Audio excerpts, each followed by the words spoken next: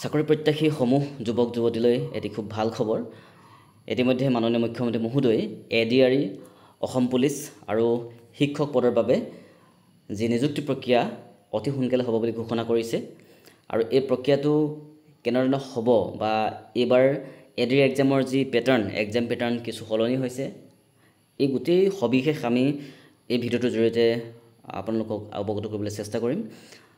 কেনেদৰে এক্সামৰ পেটাৰ্ণ সলনি হৈছে আৰু এক্সাম পেটাৰ্ণ আমি কেনেদৰে কৰিব লাগিব বা ইয়াৰ কিমান পোষ্ট আছে, এই গোটেই ডিটেইলছখিনি আমি এই ভিডিঅ'টোৰ জৰিয়তে আমি আপোনালোকক জনাবলৈ চেষ্টা কৰিম। আহকচোন আমি ভিডিঅ'টো আৰম্ভ কৰোঁ।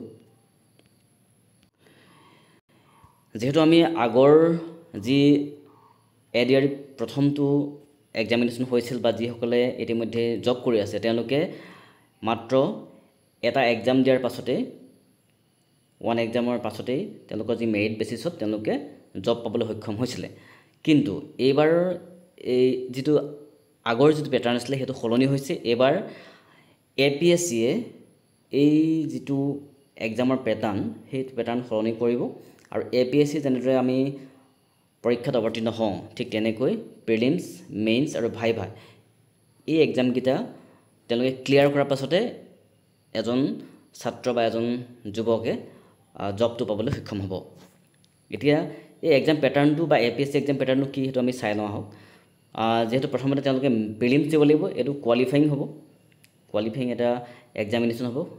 এইটো কোৱালিফাই যিসকলে কৰিব তেওঁলোকে মেইনছ দিব পাৰিব আৰু মেইনছত যিসকলে কোৱালিফাই হ'ব তেওঁলোকে ভাইভা দিব আৰু ভাইভাৰ পাছতে তেওঁলোকে জবটো পাবলৈ সক্ষম হ'ব। গতিকে APSCৰ যি পেটাৰ্ণ সেই পেটাৰ্ণৰ মতে এক্সামটো হ'ব।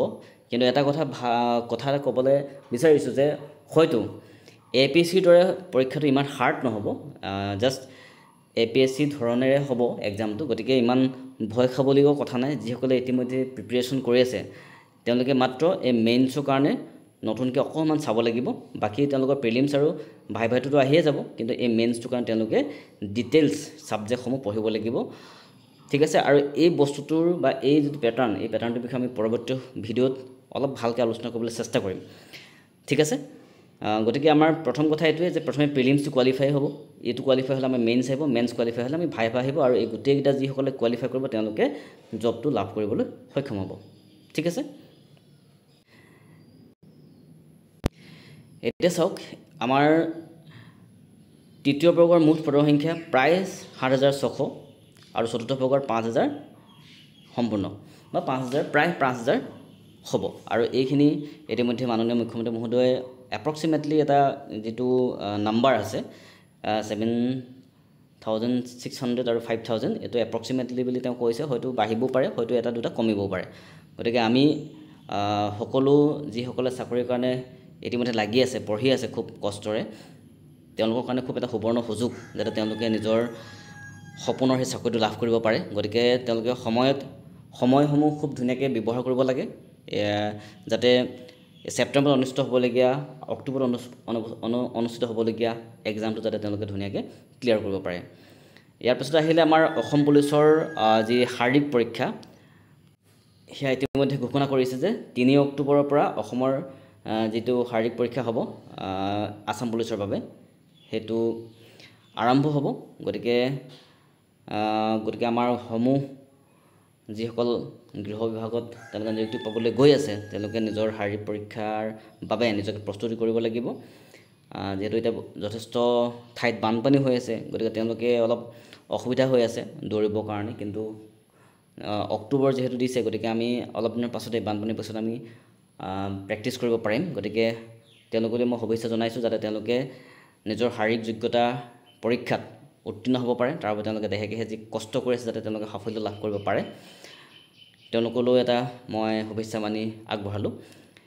ইয়াৰ পাছতে আমাৰ খুব এটা বৰ্তমান সময়ত অসমত খুব ভাল লগা এটা চাকৰি, শিক্ষকৰ কথা ক'বলৈ গৈ আছোঁ।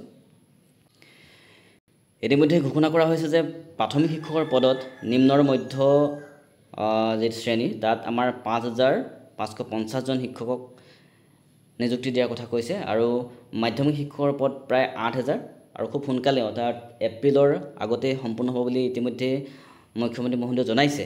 আৰু খুব এটা ডাঙৰ এটা ব্ৰেকিং নিউজ যে যিহেতু আমাৰ যি মাধ্যমিক শিক্ষাত আমাৰ গ্ৰেজুৱেট ছায়েন্স টিচাৰ আজি তাৰিখলৈকে নিযুক্তি হৈ আছিল, কিন্তু এইবাৰ মাননীয় মুখ্যমন্ত্ৰী মহোদয়ে জনাইছে যে তেওঁলোকে গ্ৰেজুৱেট মেথ টিচাৰ নিযুক্তি প্ৰদান কৰিব, আৰু ইয়াৰ কাৰণে প্ৰায় 2000 তেওঁলোকে পদ সৃষ্টি কৰিবৰ কাৰণে ইতিমধ্যে অনুমোদন জনাইছে। আৰু এই প্ৰক্ৰিয়াটো কিছু পলম হ'ব বুলি জনাইছে, যিহেতু নতুনকৈ পদ সৃষ্টি কৰিব লাগিব। আৰু যদিও পলম হ'ব বুলি কৈছে, কিন্তু এপ্ৰিলৰ আগমুহূৰ্তত হয়তো এইখিনিও সম্ভৱ হৈ উঠিব। গতিকে যিসকলে ইতিমধ্যে BEd সম্পূৰ্ণ কৰিছে, DLEd সম্পূৰ্ণ কৰিছে, তেওঁলোকৰ বাবে খুব এটা সুবৰ্ণ সুযোগ। আৰু যিসকলে ইতিমধ্যে প্ৰাথমিক পৰ্যায়ৰ কাৰণে টেট অৱতীৰ্ণ হৈ আছে বা উত্তীৰ্ণ হৈ আছে, তেওঁলোকৰ কাৰণে খুব এটা সুবৰ্ণ সুযোগ। গতিকে তেওঁলোকেও তেওঁলোকৰ এই সপোনৰ চাকৰিটো লাভ কৰিবলৈ সক্ষম হ'ব। আৰু এই যি প্ৰাথমিক পৰ্যায় আৰু মাধ্যমিক পৰ্যায়ৰ বাবে যি শিক্ষকৰ খালী পদ, ইতিমধ্যে ডিষ্ট্ৰিক্টসমূহলৈ এডুকেশ্যন ডিপাৰ্টমেণ্টৰ ফালৰ পৰা এখন নটিফিকেশ্যন দিছে যে তেওঁলোকৰ ক'ত কিমান ভেকেণ্ট আছে সেইটো তেওঁলোকক জনাবৰ বাবে। নটিফিকেশ্যন দেখিছে আপোনালোকে যে 27 জুন তাৰিখে এই নটিফিকেশ্যন পঠিওৱা হৈছিল যে আমাৰ জিলাসমূহলৈ যে য'ত কোন ব্লকত কিমান বিদ্যালয়ত কি পোষ্ট খালী হৈ আছে, শিক্ষকৰ পদ 4ৰ্থ শ্ৰেণী বা 3rd গ্ৰেড জুনিয়ৰ এছিষ্টেণ্ট।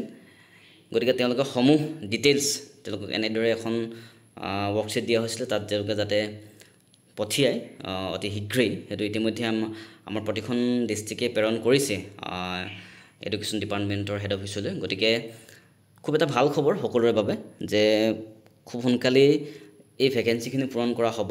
আৰু আমাৰ যিসকল চাকৰি প্ৰত্যাশী যুৱক যুৱতী আছে, তেওঁলোকে এটা চাকৰি লাভ কৰিবলৈ সক্ষম হ'ব। কিন্তু এইখিনি ক্ষেত্ৰত আমি সকলোৱে কি কৰিব লাগিব, আপোনালোকৰ নিজৰ যি এফৰ্ট পঢ়াৰ ক্ষেত্ৰত সেইটো আপোনালোকে খুব ধুনীয়াকৈ অব্যাহত ৰাখিব লাগিব, যাতে আপোনালোকে চাকৰিটো লাভ কৰিব পাৰে। গতিকে এই ভিডিঅ'টোৰ যোগেদি আমি এইখিনি কথা আপোনালোক অৱগত কৰিলোঁ, ক'ত কিমান পোষ্ট আছে, কিমান হ'বগৈ। মুঠ আপোনালোকে যদি চায় প্ৰায় 34,554 যদি আপোনালোকে হিচাপ কৰে গোটেইখিনি, আমাৰ 76 গোটেইখিনি যদি যায়, তেতিয়াহ'লে প্ৰায় চব লগাই আমি প্ৰায় 34,584 এপ্ৰক্সিমেটলি আমি ইমানখিনি পোষ্ট বৰ্তমান আমাৰ হাতত আছে। যিসকলে আসাম পুলিচৰ বাবে প্ৰিপেৰেশ্যন কৰিছে, তেওঁলোকৰ এক্সট্ৰা এলিমেণ্টাৰীৰ কাৰণে এক্সট্ৰা আৰু 3rd and 4th গ্ৰেডৰ কাৰণে এক্সট্ৰা, তাৰমানে টোটেল আমাৰ 34,584। হয়তো ইয়াৰে কোনোবাই 2-3টা চাকৰি পাব পাৰে। গতিকে খুব এটা সুবৰ্ণ সুযোগ, যাতে সকলোৱে খুব ধুনীয়াকৈ প্ৰিপেৰেশ্যন কৰে আৰু আপোনালোকৰ এই চাকৰিত লাভ কৰিবলৈ সক্ষম হয়। গতিকে এনেধৰণে আমাৰ যিখিনি চাকৰিৰ খবৰ এইখিনি মই দিবলৈ আপোনালোকক চেষ্টা কৰিম। আৰু 3rd গ্ৰেড আৰু 4th গ্ৰেডৰ যিটো চিলেবাছ পেটাৰ্ণ হ'ব বা কেনেধৰণে আমি পৰীক্ষাটো অৱতীৰ্ণ হ'ব লাগিব, এই বিষয়ে আমি পৰৱৰ্তী সময়ত আলোচনা কৰিম বুলি ভাবিছোঁ, যদি আপোনালোকে সঁহাৰি দিয়ে। আৰু যদি এই গোটেই ইনফৰ্মেশ্যনখিনি খুব, যিহেতু আপোনালোকে পাই আছে ইউটিউবত যথেষ্ট পৰিমাণে ভিডিঅ'বিলাক বনি আছে, ফেচবুকত আপোনালোকে পাই আছে, কিন্তু কথা হ'ল এটা সঠিক ৱেত যাবৰ কাৰণে কিছুমান আহিলা বা তথ্যৰ দৰকাৰ হয়। গতিকে ভাবিছোঁ যদি আপোনালোকে সহায় সহযোগিতা কৰে, তেতিয়াহ'লে মই সেইখিনি আপোনালোকক দিবলৈ চেষ্টা কৰিম। আৰু এই গোটেই তথ্যসমূহ পাই থাকিবৰ কাৰণে আপোনালোকে মোৰ চেনেলটো ছাবস্ক্ৰাইব কৰি দিব, লাইক এণ্ড শ্বেয়াৰ কৰি দিব পাৰিব, যাতে আপোনাৰ লগতে আপোনাৰ বন্ধুজনেও খবৰটো পায়। চ' ইমানেই ভিডিঅ'টো, ধন্যবাদ।